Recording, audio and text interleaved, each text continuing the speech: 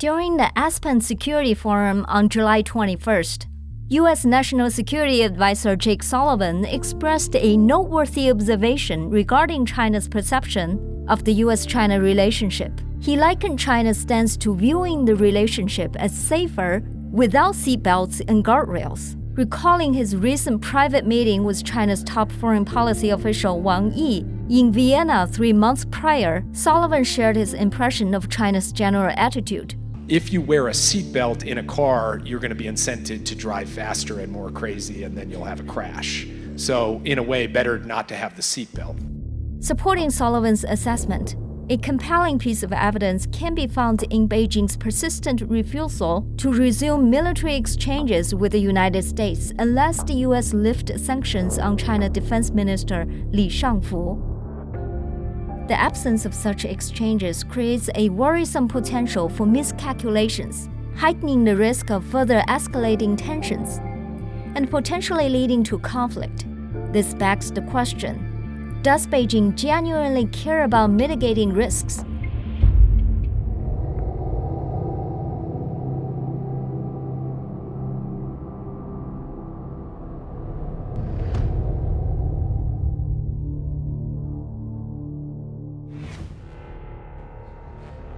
Analyzing China's approach during the recent visits of 5 prominent Americans, including Henry Kissinger, it becomes apparent that Beijing's strategy entails initially disrupting America's China policy to then coerce the United States into adopting a path that aligns with Beijing's preferences.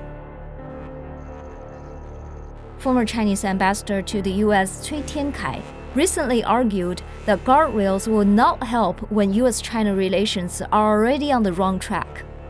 Chinese Foreign Ministry spokesman Wang Wenbin warned America not to use the guardrail on the one hand while violating China's interest on the other. 美方所谓护栏是彻头彻尾的科技封锁和保护主义行径，遏制打压，阻挡不了中国发展的步伐。 China's Xinhua news agency published an editorial asking, how can this kind of a calculated and sinister guardrail not be met with a slap in the face? It insisted that the 3 joint communiques issued by China and the United States, which reaffirmed the One China stance and that Taiwan is part of China, are the real guardrails for peaceful coexistence between the 2 countries. China has further motives for declining guardrails. Primarily, it aims to exert maximum pressure on Taiwan, forcing its reunification and even considering the prospect of a blockade of the Taiwan Strait. By implementing guardrails, China's strategic flexibility would be curtailed. Furthermore, the lack of guardrails adds complexity to America's decision-making process concerning high-tech embargoes on China, given the uncertainty surrounding China's potential responses to such measures. The fact that China opts not to establish guardrails imperils the essential prerequisite of a workable China policy on the American side, which centers around the avoidance of war, consequently unsettling the entire U.S. strategy. Beijing seems to incline to exploit this situation by prodding America to set more red lines for itself, effectively converting it into a unilateral guardrail imposed by one party. If the United States does not hit the brakes but continues to speed down the wrong path, no amount of guardrails can prevent derailing or a crash, and there will surely be conflict and confrontation.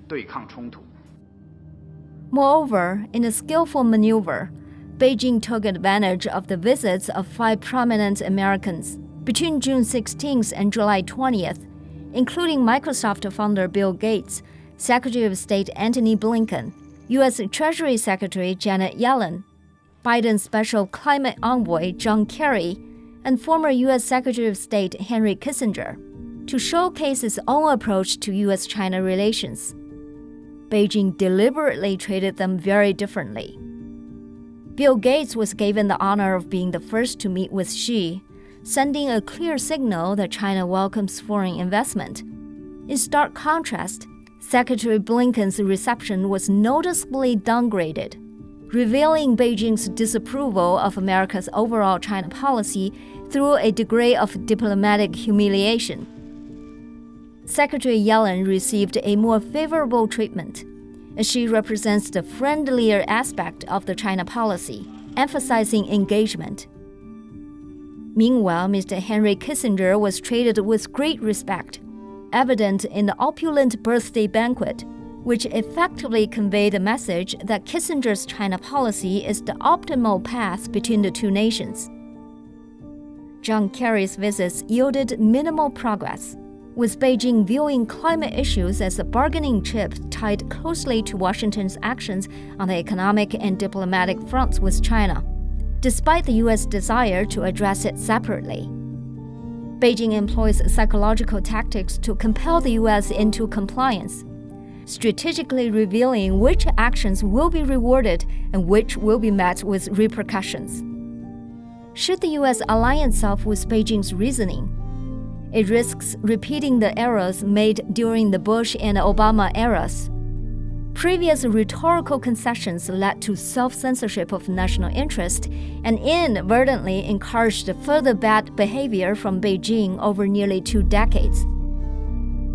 We must be mindful that rhetorical concessions often pave the way for behavioral concessions. The U.S. diplomatic actions should steer clear of this pattern.